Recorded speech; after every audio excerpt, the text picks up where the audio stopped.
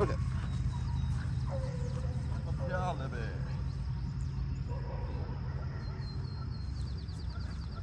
All right, Libby, sit. Good girl. Hey, my name is Marty, and we have Libby with us today. I'm going to go over some basic obedience and some control structure with Libby so that you know in the home how to mitigate and how to handle her and what to do and how to use these e-collars and things of that nature. We're using a Dogtra collar system.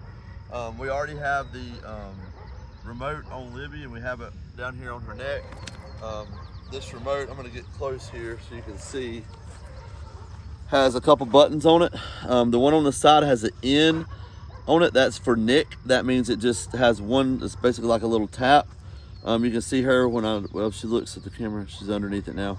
But when I hit this button like this, see how it just looked at her, and that was on a level 6. So she felt that. It was really close. It's basically like a tap on the shoulder. That's not like a stimulation that's shocking her. It was basically like, oh gosh. And she's kind of a quirky dog anyway. So that's why she kind of jumped. The one on the bottom, if you hit this button, it's a continuous stimulation. So that means it shocks the whole time you hold the button down. This one is a pager, and it actually is like a vibration whenever you hit it. So it's another great attention getter. Again, we're at a level 6.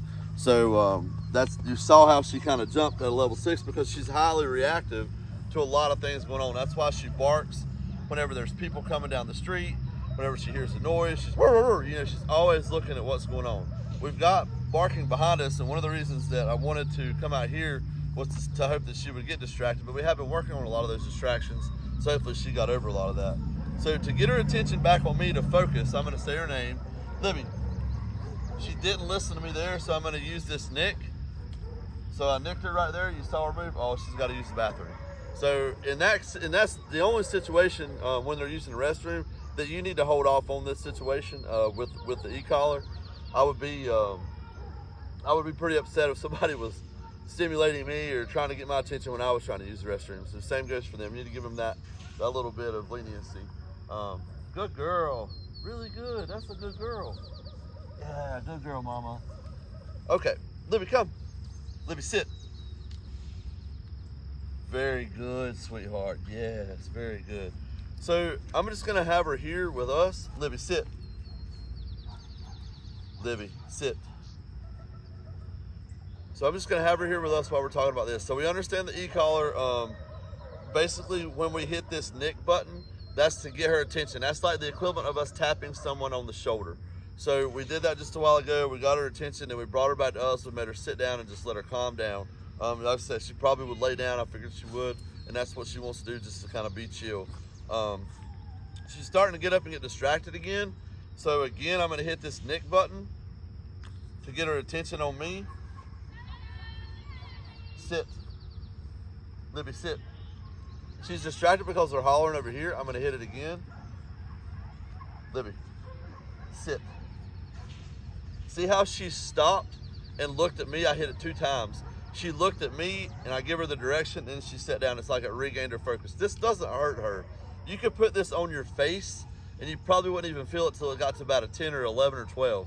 And I've done that, and I encourage you to do that because this does not hurt the dog.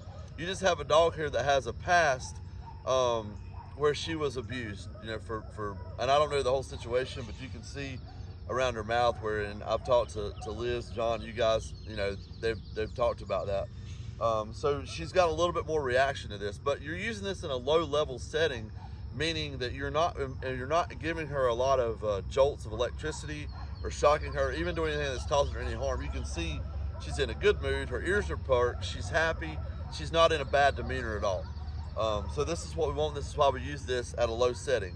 All right, so we've got that kind of under control. I think I've explained how we use that and what we do with that e-collar. This is the demeanor we want. We want her to focus on us. When she's distracted with other things, I'm giving her this nick.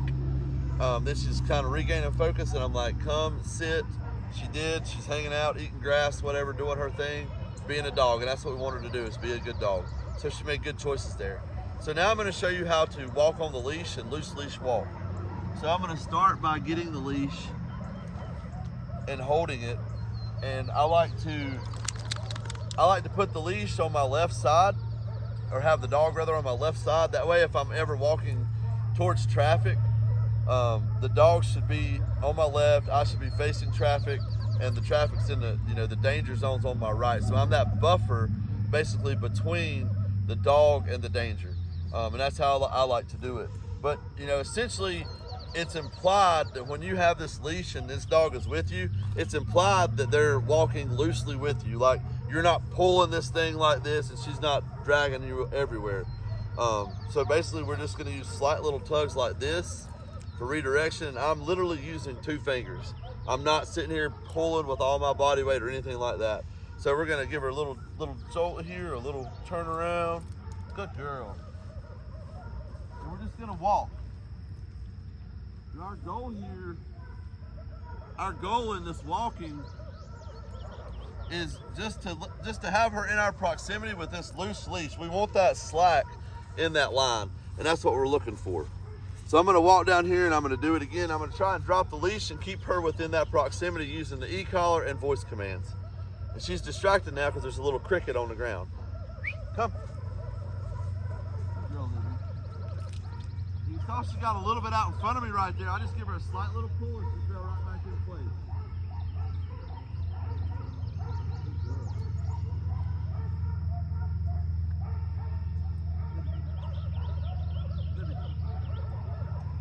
Libby.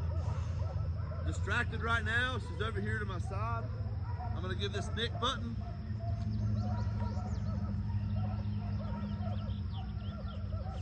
So she didn't respond. She's heavily distracted. So I'm gonna go up to a 10. Libby, come. Good girl, Libby. Libby. Good girl.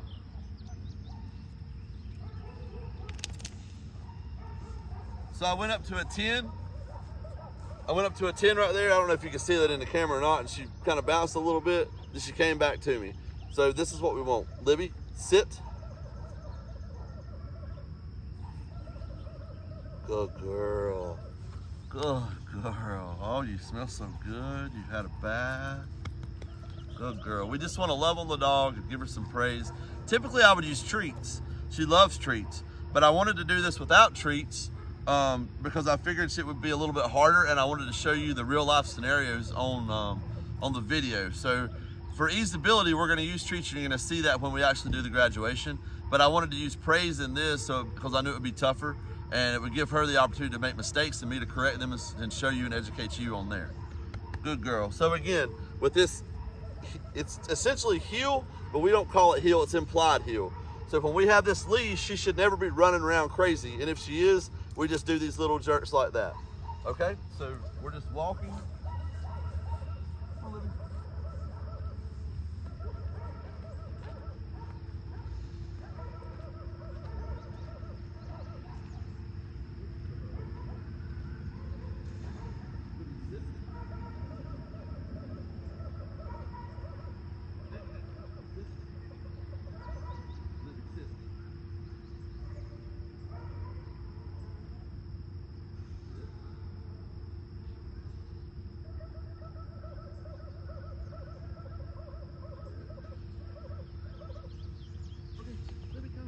Yeah, good girl, mama.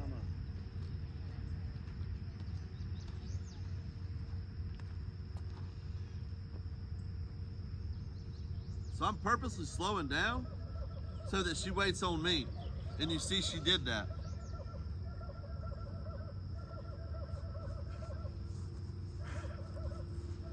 She's staying right here, but now this time she's on my right.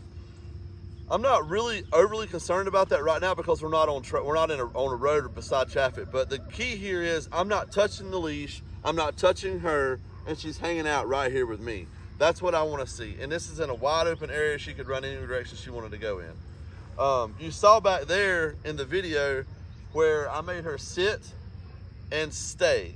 Now we don't say the word stay. Stay is implied. So when we say sit, that means sit down, just like she's doing.